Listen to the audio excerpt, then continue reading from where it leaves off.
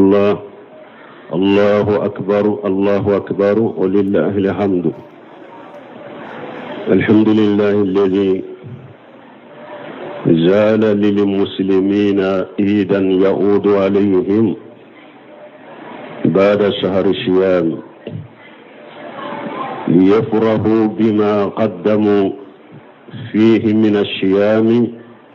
والقيام. قال تعالى: قل وبفضل الله وبرحمته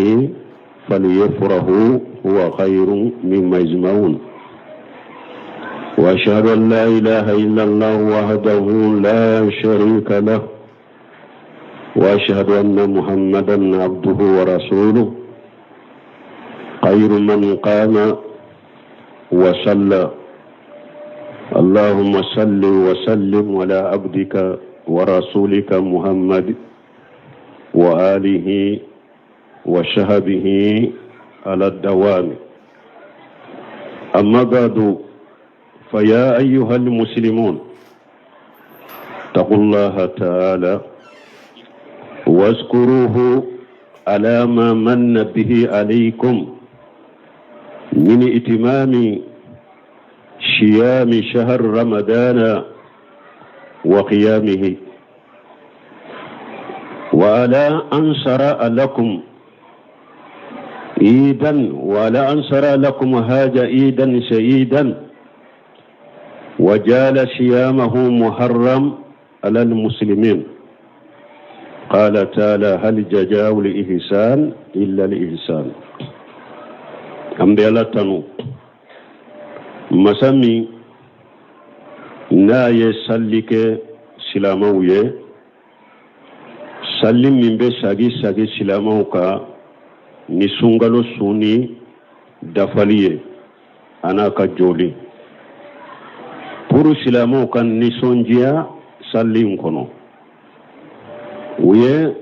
bato minnu kɛ, ka sun minnu kɛ, ka salli minnu kɛ pour ka nisɔndiya n'u ye. ala ko kuranɛ kɔnɔ: qul وبفضل الله وبرحمته فبذلك فليفرحوا. ala ko ala ka fasamantiya, ala ka diina min filɛ nin ye ani ala ye kuranɛ min di aw ma, a ye nisɔndiya n'o de ye. o de ka wusa ka tɛmɛ bɛ diɲɛ nafolo min fara ɲɔgɔn kan. an bɛ seereya maa si tɛ min ni bato tiɲɛlama ka kan ni ala kelen pewu tɛ. jɛɲɔgɔn tɛ ala la. an bɛ seereya muhamadu ala ka jɔn do, ala ka ciden do, kisi ni nɛɛma ba kan n'a ka dunfɛnw an'a ka sɛbɛnw. n'o tɛmɛna ka bɔ yen,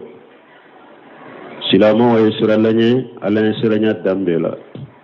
a ka ala barikada. ala ye nɛɛma min kɛ aw ye, min ye nin sunkalo sunni k'a su k'a timmɛ, an'a ye joli minnu k'a la, ani ni ala ye nin salli kɛ aw ma sariya ye. salli min a bonya kama, a nisɔndiya kama, n'a sabatira ko salli do ala y'a sun haramiya silamɛw kan. mun na? k'u sara u ka ɲuman na. u ye kalo mumin min kɛ sunna, nin do in ala y'a sun ni haramu ye k'o fana kɛ dumuni na, ka dumuni kɛ ka min. parce que ala ko kuranɛ kɔnɔ: hal jazaa'ul ihsan illa al ihsan. a ko ɲuman sara tɛ foyi ye ni ɲuman tɛ. ibadallah, qala ta'ala: wa ma khalaqtul jinna wal insa illa liya'budun. ala ka jɔnw, ala ko masa min a kɔrɔtalen do a ka kuranɛba in kɔnɔ ko jinɛ ni hadamaden ma da foyi kama ni bato tɛ. bato k'ala ka hakɛw kɔlɔsi. hadamaden diɲɛ ɲɛnamaya ɲuman, lahara sara ɲuman tɛ sɔrɔ foyi la ni bato tɛ. قال تعالى: من عمل صالحا من ذكر أو أنثى وهو مؤمن فلنحيينه حياة طيبة ولنجزينهم أجرهم بحسب ما كانوا يعملون.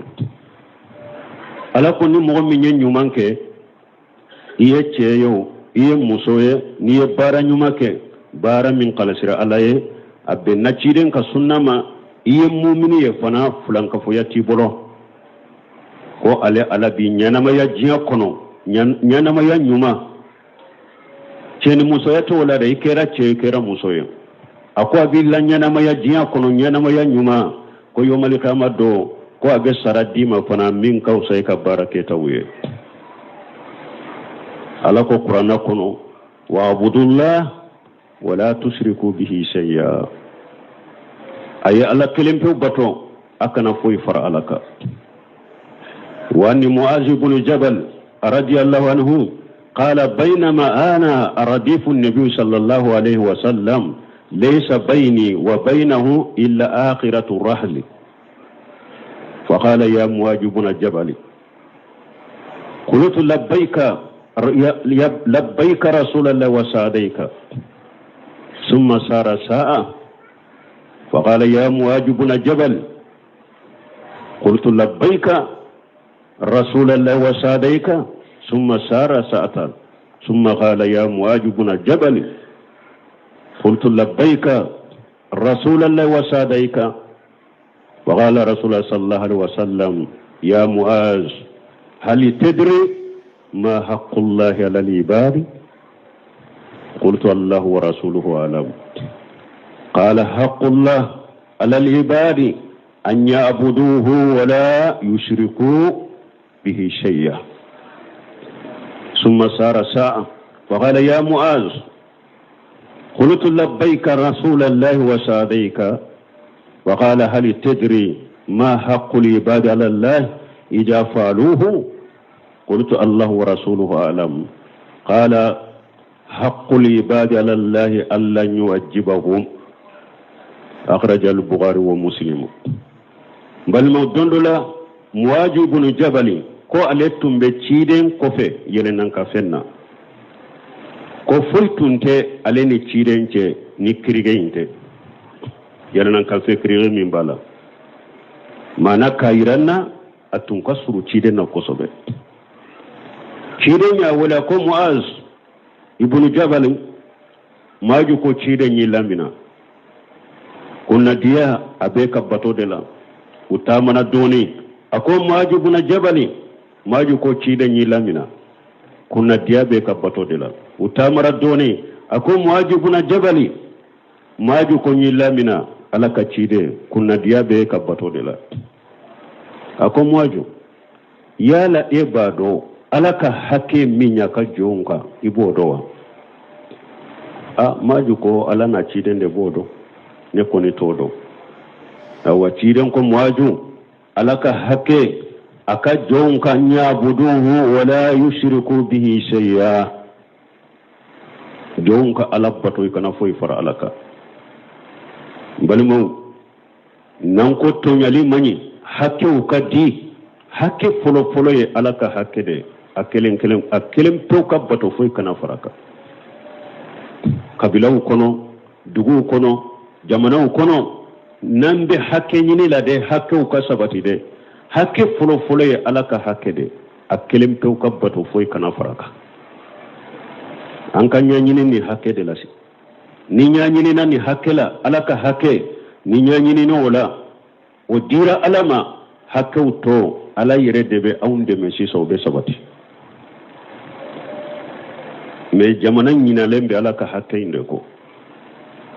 an ko hadamade hakke an kan ce shiro de la alaka hakke bele ban hakke min ka boni hakke beye o bake katiya suni tile mo te sege filila har ni mo min ko ibo hakke nyini aka sabati kafo ya be foy made ko dictateur ala kelimpe ko bato foy kana faraka o kanya nyini ka sabati jamana kono dictateur de be fo awa tonyali min ka juguni tonyali beye o ye ala ka tonyali de kala tonyo ka hakela ka fenwure falaka o de ka bo tonyali be wala ciden ko muwaju ala ka hakka ka jonka uka ala kelimpe bato ukana foy far alaka o ko fe tamuna doni ako muaz ako ni lamina ako jon fana ka hakke jumay alaka nu yoke uyala ka haketi ulu fana ka hakke jumay alaka sa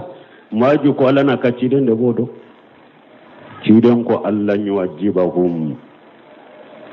ni jawni ala kelem pew batu foy ma fara alaka ulu fanaka hakem min be alaka mogoma bila alaka de ayrede ya bila yereka ko ataka jawla jaba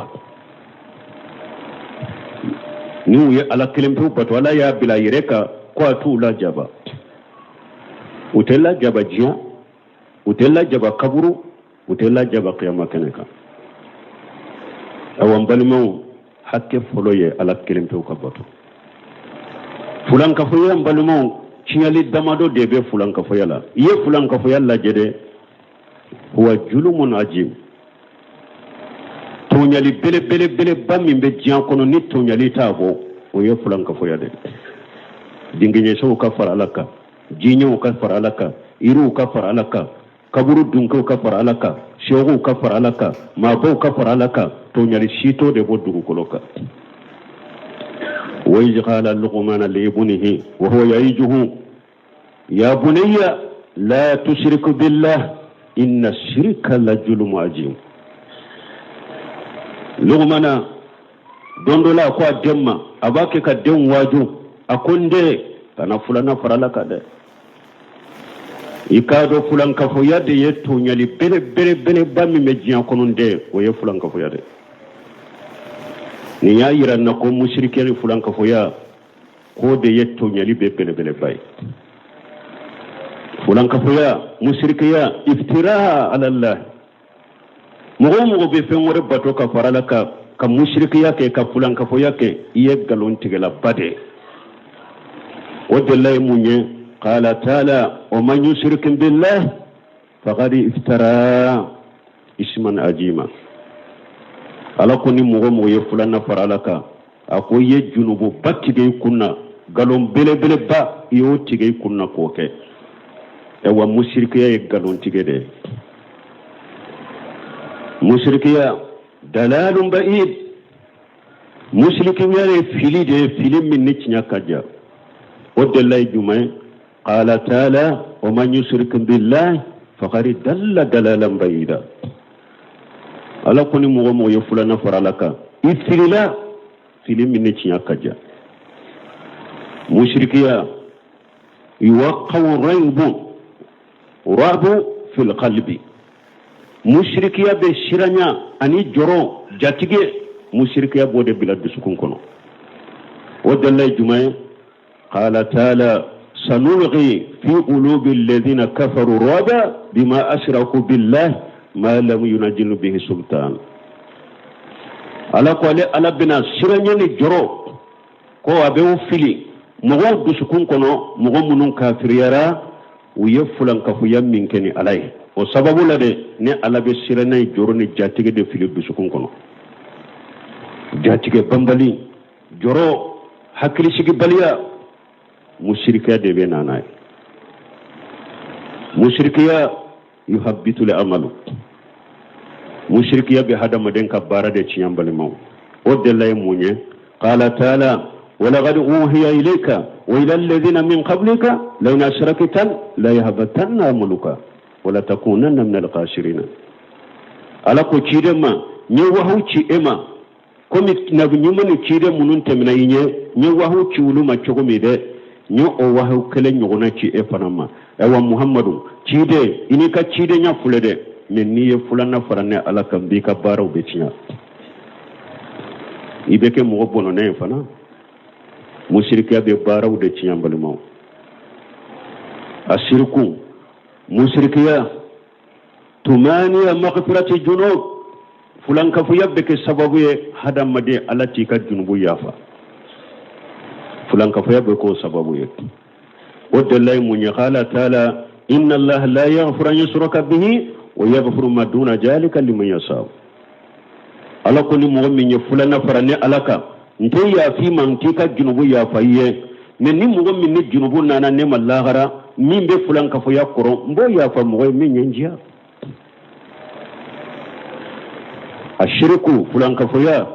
تماني دخول الجنة وتوجب دخول النار mushrikiya beke sababu ye ka hada madin kumantiya arjanna donima abe jahannaba doni wajibika wadda lay munye qala ta'ala innahu man yushriku billahi فقد حرم الله عليه الجنة ومأواه النار وما للظالمين من أنصار alako ni mɔgɔ ni ye fulana fara ala kan arijanna doni kɛre e ma haramu ye e sigiyɔrɔ jahanaba tasuma de ni donna kɔnɔ i bɛ dume i tɛ bɔ tɔɲalikɛla i tɛ dɛmɛbaga sɔrɔ بارك الله لي ولكم في القرآن الحكيم ونفعني وإياكم بما فيه من الذكر الحكيم أقول قولي هذا واستغفر الله لي ولكم ولسائر المسلمين من كل جنب واستغفروه إنه هو الغفور الرحيم